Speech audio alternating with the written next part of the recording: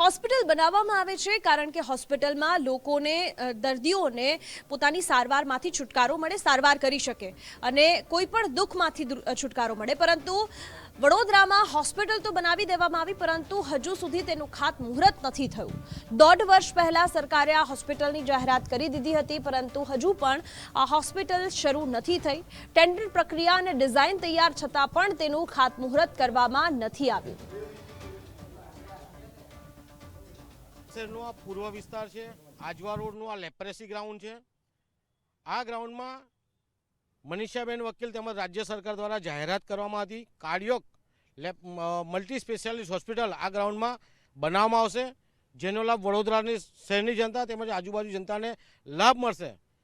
કરોડો રૂપિયાના ખર્ચે હોસ્પિટલ બનવાની હતી। આજે 1.5 વર્ષ થઈ ગયો, અહીંયા કોઈ હોસ્પિટલના નામો નિશાન કોઈ પણ કામગીરી કરવામાં આવી નથી। કરોડો રૂપિયાની વાતો કરવામાં હતી, જે તે સમયે ચૂંટણી આવી, ચૂંટણી જીતી ગયા, પરંતુ હાલ હજી સુધી કોઈ જ કાર્યવાહી કરવામાં આવી નથી। ટેન્ડરિંગ પ્રોસેસ પૂરો થઈ ગયો છે, એટલે એક ખૂબ મોટું કામ થઈ ગયું છે। સાથે પ્લાનિંગ પણ તૈયાર છે। એની એન્ટ્રી ક્યાંથી હશે, શું અંદર અરેન્જમેન્ટ હશે, ઇન્ફ્રાસ્ટ્રક્ચર કેવું હશે, કેમ કે આ સાધારણ હોસ્પિટલ નથી। આ ખાલી કંઈ બિલ્ડિંગ ઊભું થવાનું અને વાત પૂરી થઈ ગઈ એ પ્રોસેસ નથી। સાથે સાથે કેથ લેબમાં શું શું વિશેષતા હશે, કેવી રીતે ઓપરેશન થિયેટર્સ બનાવવાના, કેટલા મશીન્સ જોઈશે, એ બધી જ વ્યવસ્થા જ્યારે કરવાની આવતી હોય છે ત્યારે પ્રથમવાર કેથ લેબ પોતે ગવર્મેન્ટ ઊભું કરવા જઈ રહી છે, ખૂબ મોટો વિષય છે। એટલે એના માટે થઈને આ પ્રોસેસ થોડો સ્લો ચાલી રહ્યો હતો, પણ આવનાર દિવસોમાં આનું ખાતમુહૂર્ત ટૂંક સમયમાં થઈ જશે, કેમ કે પ્રોસેસ મેં કીધી છે તે ટેન્ડરિંગ પૂરું થઈ ગયું છે।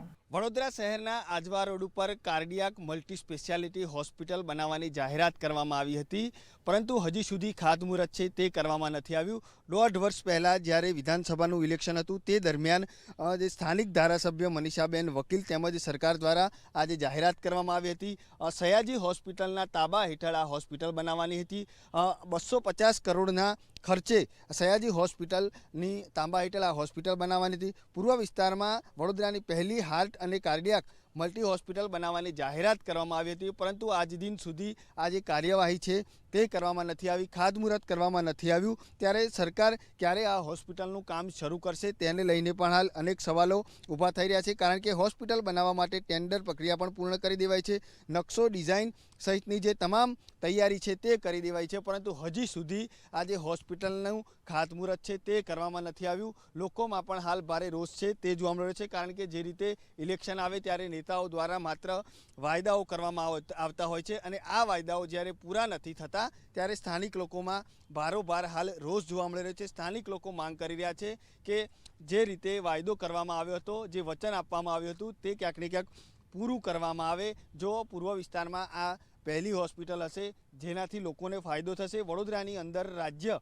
સહિત અન્ય રાજ્યમાંથી પણ જે દર્દીઓ છે તે દવા કરાવવા માટે આવતા હોય છે, ત્યારે ખાસ કરીને જો પૂર્વ વિસ્તારમાં આ કાર્ડિયાક મલ્ટી હોસ્પિટલ ઊભી થાય તો ચોક્કસથી વડોદરાના નાગરિકો સહિત જે અન્ય રાજ્યોમાંથી જે દવા લેવા આવે છે, જે દર્દી આવે છે, તેમને પણ ચોક્કસથી ફાયદો થઈ શકે। એટલે કહી શકાય કે જે રીતે વડોદરાના નાગરિકોમાં હાલ માંગ ઉઠી રહી છે કે તાત્કાલિક ધોરણે આજે હોસ્પિટલ બનાવવાની જાહેરાત કરી હતી તેનું જે કામ છે તે શરૂ કરવામાં આવે, ખાતમુહૂર્ત શરૂ કરવામાં આવે, કારણ કે બજેટમાં મંજૂર થઈ ગઈ છે, તેનું ટેન્ડર થઈ ગયું છે, ડિઝાઇન તેમજ નકશો આ તમામ પ્રકારની તૈયારી પૂરી થઈ ગઈ છે। એટલે આ જે હોસ્પિટલ છે તેનું કામ તાત્કાલિક ધોરણે શરૂ કરવામાં આવે તેવી હાલ લોકોમાં માંગ ઉઠી છે। કેમેરામેન ડીકે સોલંકી સાથે અલ્પેશ સુથાર, ગુજરાત ફર્સ્ટ, વડોદરા।